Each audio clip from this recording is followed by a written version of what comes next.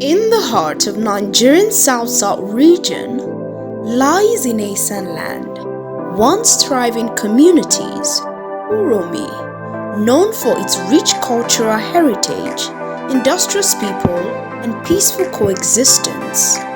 But today, that peace is under siege.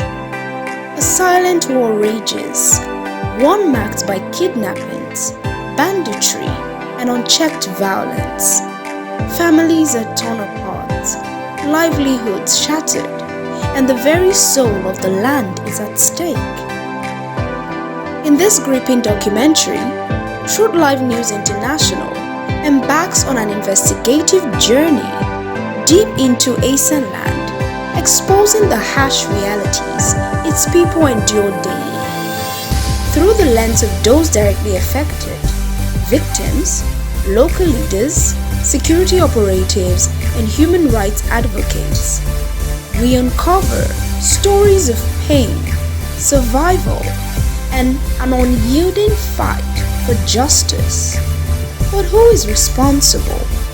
What has been done to curb this rising tide of lawlessness?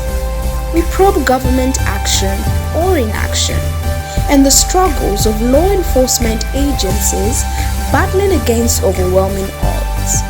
And yet, in the face of adversity, the resilience of the Esan people shines through in their unwavering hope, in their determination to reclaim their land. This is the first episode of a series of documentary we will be embarking on to unravel the mystery behind the unending story of insecurity in Esanland in particular, and Edo State in general. This is more than a documentary.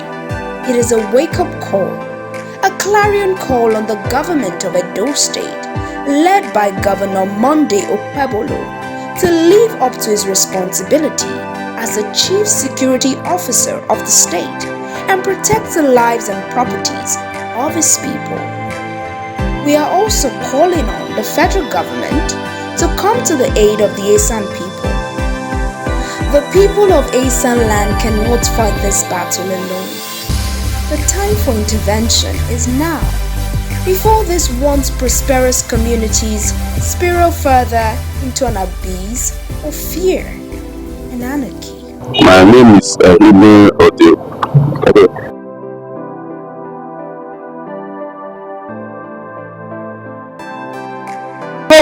Security situation is very I don't know how to say it. How do I start? Where do I start? Where do I go to end it? Somebody cannot move from this village to a neighboring village. Cannot even move from a neighboring village to town. Everywhere kidnapping. Cannot even go to farm. The insecurity has become worst again. Has become that is everything has become worse than before. If you are going to Okpebholo, you cannot go. If you are going to Esanland, you cannot go. If you are going to Esanland, you cannot go. You know all this kidnapping. Government are not doing something about these things. They just keep quiet. They help. Even when vigilante arrest some kidnappers, put them to station, but we don't heard that they still live there and let them go. They say they don't have the right to hold them. So I don't know what the government are doing about this insecurity in Uromi. Every day, kidnapping, killing, raping, cultists everywhere. It becomes worst every day. Please, the government of the day should do something about this insecurity. Insecurity is the problem of Uromi. Not other things. It is the problem of Uromi people. Everywhere, if they are coming home now, if they are afraid to come home. If you are going to the neighboring village now, if they are afraid to go there. So maybe somebody is coming there to visit you, if they are afraid to cross the boundary and come to Uromi here. The government should do something. I know I'm not in the government, but what I'm trying to say now, the government should do something to make sure that the peace in Uromi, peace in the neighboring village, the whole issue, because the insecurity has become worse. So this is what I have to say. Everybody had have a high cost of living. Number one, high cost of living is the cause of the insecurity in the before. When something is not hard like this, I don't believe that kidnapping will be rampant like this. But since everything becomes higher every day, every day, when you buy something today and tomorrow you want to buy it again, it will increase to be times 2 or times 3. That is what I believe that the most cause of insecurity in our town. We just sitting down there, start bragging. We cannot go talk to the government. We don't do anything. The government should take action over these things. Where they help somebody for kidnapping or stealing or robbing, should be sentenced to death. What are they waiting for? They want to kill the whole community before they start action. They should do something. Thank you very much. That's Alexander. Okay, my name is Samuel from Truth Life News International.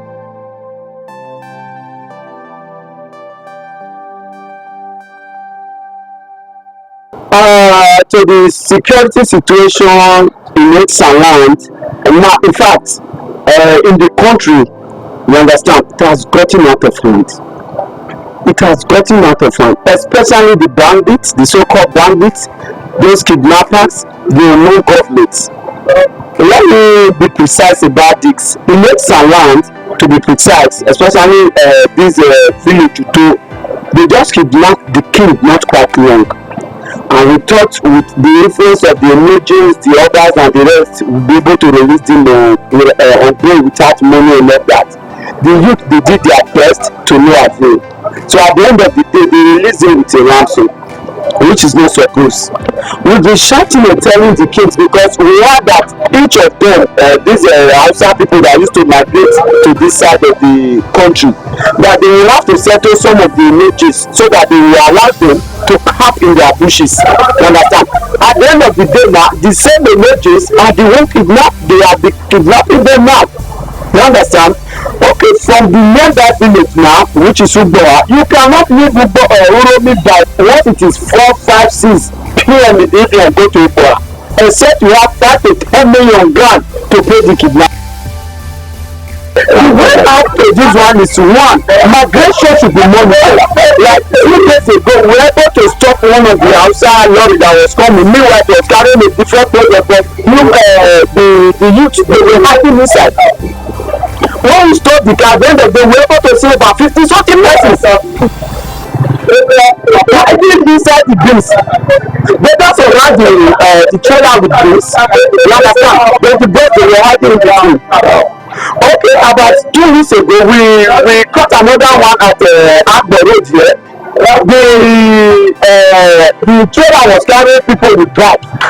So they went as far as they wanted to push it up where people could not distract them, and they started deflating. A reliable information got to us when we heard about it. We wrote down the one we read there. We said, no, we know this person leave this place. Migration is the permanent problem. And 2, the law involved is not, is not harsh enough. Once a kidnapper is caught, let him face a capital offense. That is death penalty. People will learn they will learn from the hard way. That alone will take care of those things. Well, my brother, what I really need to say is that you only have to pray to God for what you're doing your leg. People are now, even if you go to the neighboring village, it's not a big deal for us. Because no insecurity everywhere. Even for us to even go out, go to our various business, go to farms. Even when our children go to school, they be scared to pray to God for them to arrive safely. It's not really easy for us. We are hearing some information about some elders and leaders of the community that they are part of the insecurity. How true is that? You know, something is going on in this particular place, and people that are supposed to talk is not saying anything about it. As in, you should know what I'm trying to say. You understand what I'm trying to say. Because as a leader, the insecurity problem, nobody's even talking about it. Nobody even care for how the people feel. I believe that is why all these things is coming out. So what advice do you have for the people in Ugbo or the government? For the people in Ugbo, I will tell them to hold on to God one. And for the government, I will beg them to please help us. Because things are not really easy with us. To go to neighboring village, our farms are there. We are not going to farms any longer. We don't go to farms any longer. They should please provide security for us because things are not going well at all. Thank you very much.